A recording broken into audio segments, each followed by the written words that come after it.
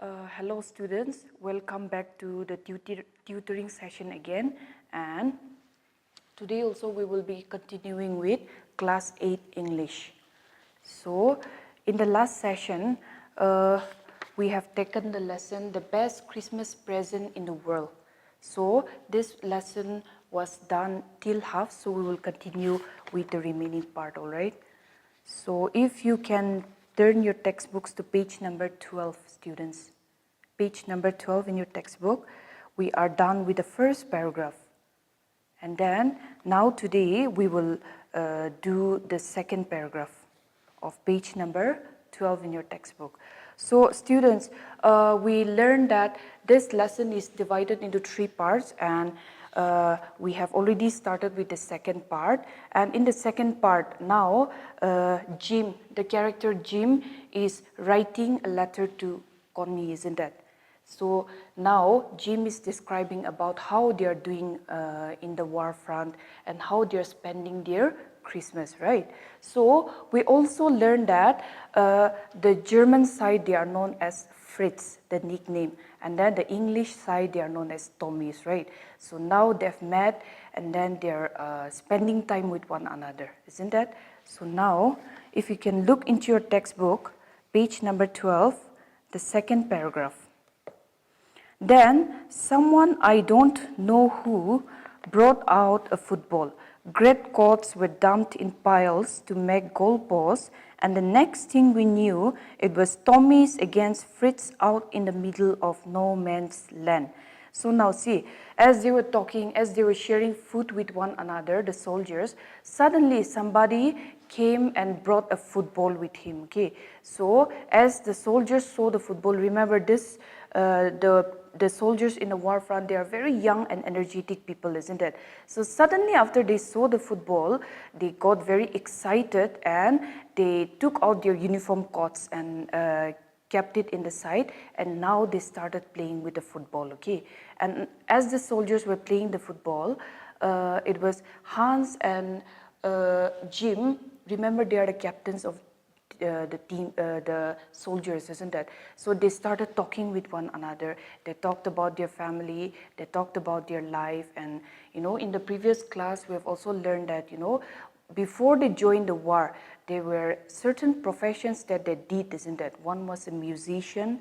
Hans was a musician in Germany, and then Jim was a school teacher, right? So they continued their talking, and in that same paragraph, students, if you can go to the 7th line, the 7th line in the textbook, there was a moment when I noticed out breaths mingling in the air between us.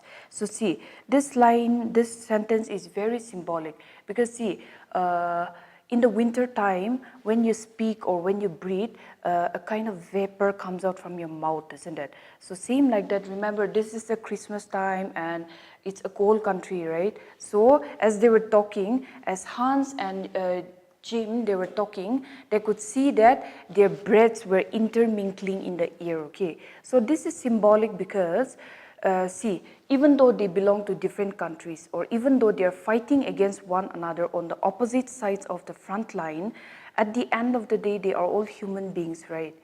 So they breathe the same air, and then they think about their families, and then they love their families.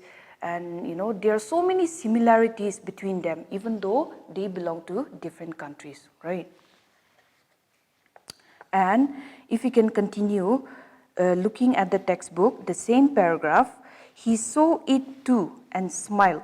That means Jim had observed that their breaths were intermingling in the air, right? And the friend, Hans, also saw it. And then Jim McPherson, now Hans is calling out Jim, okay? He said, after a while, I think this is how we should resolve this war, a football match. No one dies in the football match, no children are orphaned, no wives become widows. So see, this line is also very touching, because see, they are talking with one another, and Hans is telling that, I think we better not fight this war, but this war should be resolved by playing a football match like we are doing right now. Because in the football match, no one dies, isn't it? And then, see, Hans was also married, and Jim also had a wife back home in England, Connie. So they have all left behind their families and come and join the war, but they are not sure whether they will make it alive home or not, right? So Hans was of the opinion that I think the best way to end the war would be playing a football match, okay? So that no children would be orphaned. Orphan means somebody, children whose parents have died, okay? And no wives become widows. Widows would mean a lady whose husband has already died, okay? So, you know, they really didn't want to fight the war, okay? And now, if you look into the next paragraph, now again, Jim is replying Hans. Remember, they're doing a conversation as they're sitting, right? So now, if you look into the next paragraph, I'd prefer cricket, I told him, when we Tommies could be sure of winning probably. So this line is also important because now, see, Hans is saying that they should resolve the war by playing a football match, isn't it? And now Jim is replying back that no, not a football match, but a cricket match should be fine. Why is that? Is because it is said that cricket was originated in England, okay? So when they played a cricket match, then they'll be more familiar and they'll be able to play better, right? So that is why Jim was of the opinion that instead of playing a football match, why don't we play a cricket match so that we Tommies, so the soldiers' nickname for the British side, it's Tommies, isn't it? Remember? So we Tommies will be much more better and we will win the game, okay? And now, see, you must remember that the second part of the lesson, it is all a letter. Jim is describing about all those incidents in a letter, okay? So now, Jim at the end is saying, telling Connie that, you know, as they were playing the football match, very unlucky that the German side, the Fritz people, they won the match 2-1, okay? So it was very sad, but Hans Wolf, he was so kind that, you know, he was encouraging the British side and he was telling them that it's okay, we won because the goalpost where, you know, they put the goal, it was a little larger than your opposite team. That is why we won the match. So it's okay, you don't need to worry. That means encouraging one another, right? Because it is not a competitive game, but it's just a friendly match, isn't it? So yeah. And as the football match was over, the food that they were sharing, it was also, you know, they had all finished eating the food also, okay? And it was time for them to separate. Because remember, they are soldiers doing duty in the front line, right?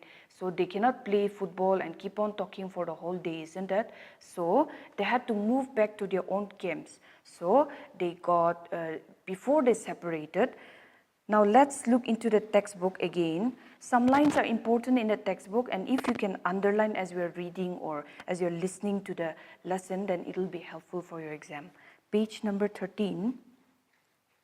The second paragraph, the time came all too soon. So now see, the time was over so soon.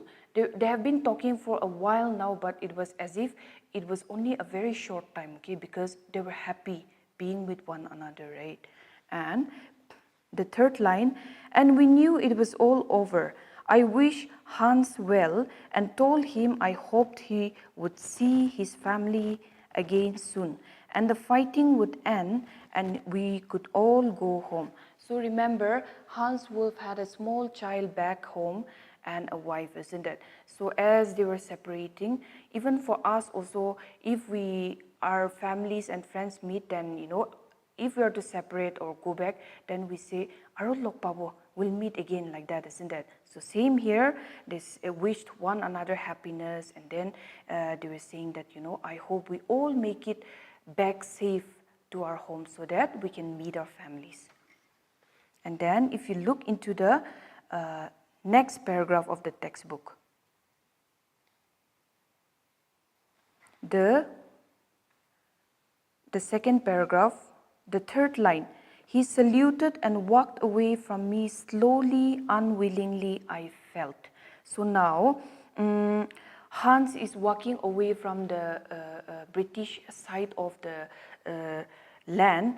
Very unwillingly he was walking away. That means if he walked away from that fence, then again he'll go back to being becoming a soldier, isn't it? They'll no more be friends, but they'll become enemies. That is why Hans was so unwilling to walk away from the fence. So he had to do it anyway. He had to move away from Captain Jim and his team so that he can be back on his duty.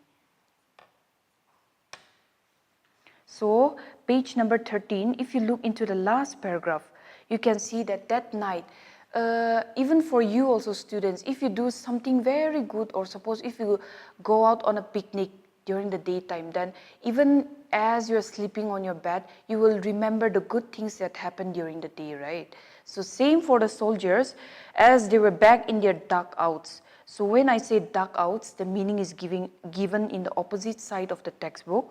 A shelter for soldiers made by digging a hole in the ground and covering it. So you must have seen it in the movies also, na? If they build the bunkers above the ground, then enemies will come and shoot them, right? So what they do is they'll duck inside the ground and then they'll hide there and guard, right? So that is dugout, okay? So as they were hiding in their dugouts and during the night, remember there was a small space called no man's land, and then there were the fences of the opposite countries. But they were very nearby one another, isn't it? So from their different dugouts, from their separate dugouts, they could hear one another singing, okay? They could hear Christmas song, choruses singing with one another. So if one side finish singing, then again the other side, the British team, will start singing again. So it was as if they were communicating through songs, okay? And it was a very good time for them. So if you go into your textbook, page number 14. Page number 14 of your textbook. So remember, the second part is a letter written by Jim, right? So this is the end part of the letter, okay? Let's read it. Dearest Connie, by Christmas time next year, the war will be nothing but a distant and terrible memory. I know from all that happened today how much both armies long for peace. We shall be together again soon. I'm sure of it. Your loving, Jim. So this is the last part of the letter. And in the last part, Jim is telling Connie that, I hope and pray that this war will be over by next year and I'll be able to come back home safe. So one question arises when we see this paragraph. Was Jim able to come back home safe or not? So that question lingers in our mind, right? We ask that question. So for us to understand that, we have to read the third part of the lesson. Then only we will know whether Jim and Connie met at the end or not. Okay. So let us now go into the third part of the lesson. The third part of the lesson, the same page, page number 14, the first part. I folded the letter again and slipped it carefully back into its envelope. I kept awake all night. So now the narrator has already read the letter. Okay. So after reading the letter, he became very anxious and restless. So it kept him awake all night. What he did was, after reading the letter, he folded the letter and put it back in the envelope. And then he was thinking about the letter. And not only the letter, but he was thinking of something else. He was planning to find Connie. Find Mrs. Macpherson, and Connie is the same person, remember? So he was planning to find Mrs. Macpherson and return the letter, okay? Because in the envelope, remember the address is already given, right? So the next morning, he didn't sleep for the whole night, and then the next morning, the first thing that he did after waking up was he drove to Bridport. So remember, Bridport is the address of Connie, right? If you can turn to your page number 10 in your textbook. The first part, last paragraph, it's the address of the letter, right? Mrs. Jim Macpherson, 12 Copper Beaches, Bridport, Dorset, right? So Now come back to page number 14. The narrator went out searching for the address of Mrs. Connie, okay? And then it was after he reached the place, he started searching for house number 12. So house number 12 is the place, is the house where Connie lived, okay? So he started searching, but if you go into the 5th line of the same paragraph, students, the 5th line, house number 12 turned out to be nothing but a burned out shell, the roof gaping, the windows boarded up. So when he reached house number 12, he could see that the house has been burnt and it was very dilapidated and shattered. And he could see that the house was in a very bad condition. So what the narrator did was he went next door to the neighbor and then started asking about this Mrs. Macpherson, okay? Now in the same paragraph, if you can go to the 9th line of the textbook. Now the narrator has met a neighbor of Mrs. Macpherson, okay? So in the 9th line, oh yes, said the old man in his slippers. He knew her well. A lovely old lady, he told me, a bit muddle-headed, but at her age, it was quite entitled to be, wasn't she? 101 years old. So now from the neighbor, the narrator is getting information about Mrs. Macpherson, okay? So now the neighbor is telling that, you know, Mrs. Macpherson, that is Connie, has become a little muddle-headed.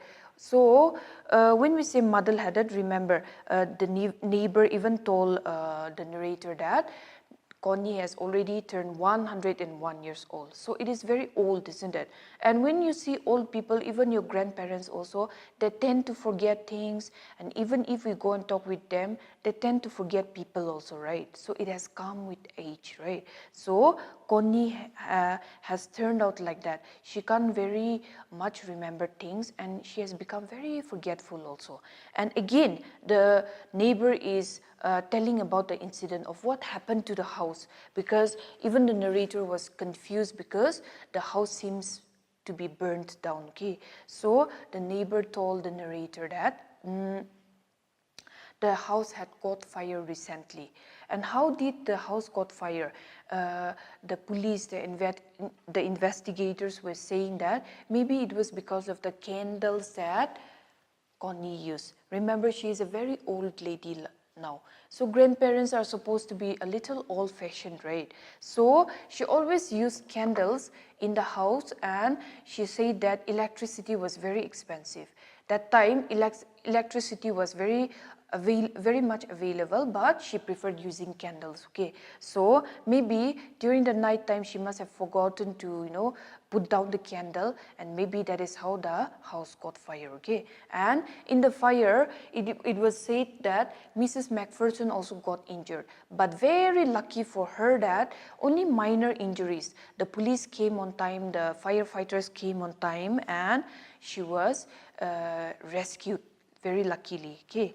And then the neighbor further told the narrator that Mrs. Macpherson is undergoing treatment at a nursing home, that is Burlington House on the Dorchester Road. So now the neighbor is giving the address to the narrator, okay? So that is where a nursing home in Dorchester, that is Burlington House, that is where Mrs. Macpherson is undergoing her treatment, okay? So now again the narrator goes to the nursing home to find Mrs. Macpherson, and finally, after looking for some time, he found the nursing home, okay? And as he went inside the entrance, he could see some decorations, some simple decorations, because that was Christmas time. It was already Christmas time, okay?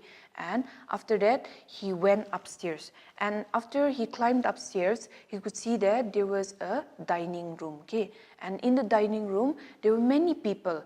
And he could also see that all the people were, they had put on a paper hat, and then they were all singing. So see, during birthday times also we put on decorative hats and then started singing happy birthday, isn't it? So same like that. I think they were celebrating Christmas, right? So he went inside and then he met the matron. The narrator met the matron. So matron is the head nurse of the nursing home, okay? So he met the matron and he started inquiring about Mrs. Macpherson, okay? So the matron said that yes, she is admitted here in our nursing home. And then see, all of us were celebrating Christmas, but we didn't let Mrs. Macpherson come and celebrate with us because she is very old now and it is the Christmas time. And since she doesn't have any family, so she's feeling very sad and emotional also. That is why we let her in a separate room and she's there. So that's what the matron told the narrator, okay? And now the matron is leading the narrator to Mrs. Macpherson's room, okay? And as they were going through a corridor, there was a very big conservatory, it seems. So a conservatory is a very big glass house, okay? So it's a very big glass house, and then there very delicate plants are kept, okay? And then they went across a conservatory, and then the narrator could also see some cane chairs put here and then some potted plants also. So now see, as they are walking, the narrator is describing the place, isn't it? So all these small details are important, okay? Now, students, if you can go to page number 15. Right now we are on page number 15, and then the second paragraph in the text, the second paragraph. Now see, the narrator and Mrs. Macpherson finally meets, okay? The old lady was sitting in a wheelchair, her hands folded in her lap. She had silver white hair pinned into a wispy bun. So now, finally, after they meet, the narrator now is describing Mrs. Macpherson, okay? Remember, she is a very old woman now, right? So she was seated in a wheelchair, and then her hands were like this in her lap, seated in her chair, okay? And then the narrator could also see that even though she was very old, she was very neat and tidy because her hair was tied up into a very clean bun, okay? So that is how maybe as I was reading this text, I was imagining that she must have looked very cute, isn't it? Yeah. So they saw each other, and now after seeing the narrator, Mrs. Macpherson was gazing at the narrator. Gazing means, wondering who he is. Okay. And then after that, the narrator wished Happy Christmas to Mrs. Macpherson, okay? And then after that, he took out the small box where the letter contained, and then he gave it to Mrs. Macpherson, okay? And then the narrator was telling her that, I'm so sorry I bought an old desk from a junk shop, and then after I opened it, and then I saw this letter and I saw the address, so I brought it back to you. So all this time the narrator is explaining how he came about to meet her, okay? But the narrator could see that Mrs. Macpherson was not listening to him.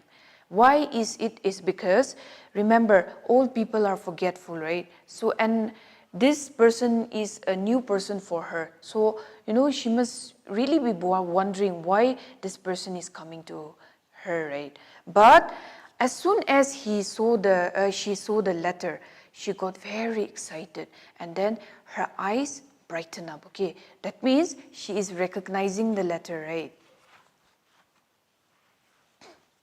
Now, if you can go to the last part of the same paragraph on page number 15. I explained about the desk, about how I had found it, but I don't think she was listening. So see, after receiving the letter, then her eyes lit up.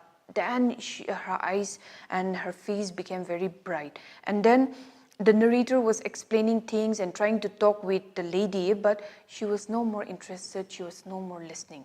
But all she did was, she was very tenderly touching the letter with her fingertips, as if she could feel the letter. Okay. So if you can go to your page number 16. Yeah, so we are coming to the end part of the lesson. The second paragraph, this paragraph is also important. Suddenly, she reached out and took my hand. Her eyes were filled with tears. So after recognizing the letter, Mrs. Macpherson took the hand of the narrator and then her eyes were filled with tears. Okay, that means she must be very happy to see the narrator, isn't it? You told me you'd come home by Christmas, dearest, she said, and here you are, the best Christmas present in the world.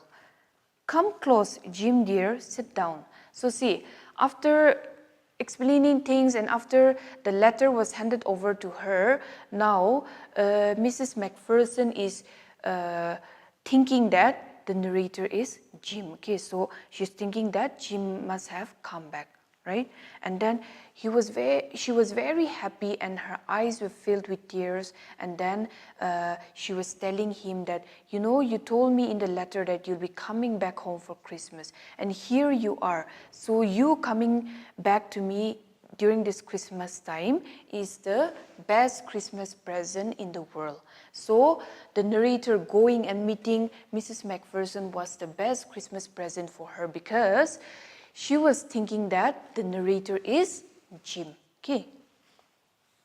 Now if you can go to the last paragraph. I sat down beside her and she kissed my cheek. I read your letter so often, Jim. Every day I wanted to hear your voice in my head. It always made me feel like you were with me. And now you are. Now you're back.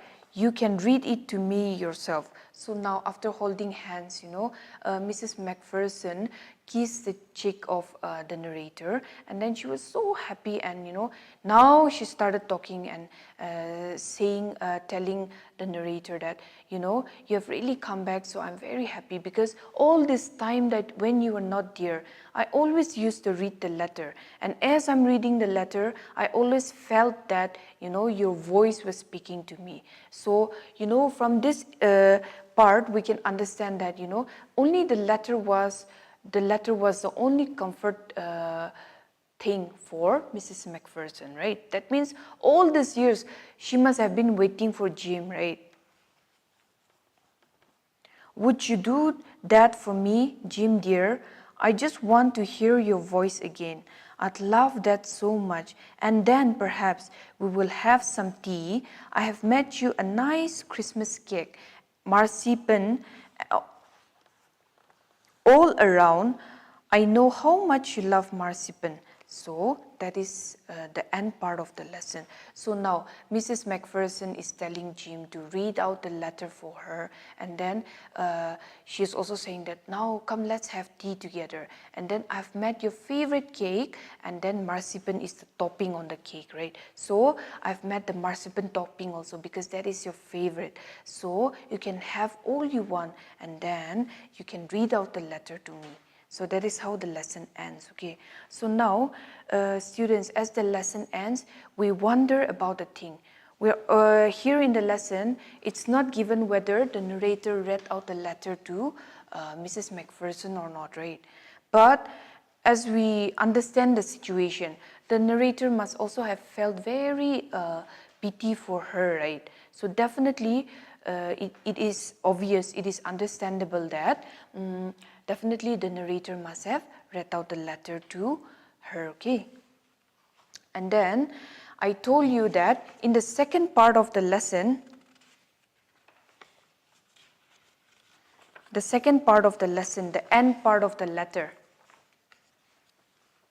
See, I told you that Jim is, in the end part of the letter, Jim is telling Connie, Mrs. Macpherson, that I should be home for Christmas the next year, and then, I really hope to be home. You don't want to fight the war, but I want to be home with you, right? So that is how the letter ended, right? But at the end of the lesson, we understand that now Mrs. Macpherson has turned out to be a very old lady, and even the neighbor was telling the narrator that there is no family for her. She is all alone. So she was lying there in the nursing home all alone, and very old also. So from there we can understand that Jim must have already died in the war, isn't it? Yeah, so very, sad for them that they couldn't meet each other, okay? The author, the writer of the lesson, the best Christmas present in the world is Michael Morpurgo, okay? So here, Michael Morpurgo, he is an English writer, poet, and a playwright, okay? And it is said that he is very famous for writing children's novel. And then critics are also of the opinion that when he writes children's novel, he has the power of magical storytelling. So now what is magical storytelling? If we have just read that story, and this story seems very emotional and touching to us also, right? So that is the magic that Michael Morpurgo has. That means he has very good skill of storytelling, okay? And before we end the lesson, I want to focus on the title of the lesson. Why is the title of the lesson relevant for this story? Okay, the title is The Best Christmas Present in the World, right? So what was the best Christmas present? For Connie, the best Christmas present was the narrator coming to her on Christmas, right? And then returning back the letter, isn't it? For Jim, it was the war front. On the war front, during the wartime, soldiers, they start talking with one another. They were not fighting, but they became friends, right? So that was the best Christmas present for Jim. And what must have been the best Christmas present for the narrator? We are kept wondering, right? Because in the love story of Connie and Jim, remember, the narrator is just a third person, right? He's not included. But what must have been the best Christmas present for the narrator? Maybe seeing the happiness in Connie's eyes, right? We can also see that the narrator is a kind person. He, really had a loving heart, and he really, at the end, we see that he really made Connie happy, right? So seeing the happiness in Connie's eyes, Mrs. Macpherson's eyes, must have been the best Christmas present for the narrator. Okay, so that is how the title of the story lesson is relevant for the story. So thank you so much, students.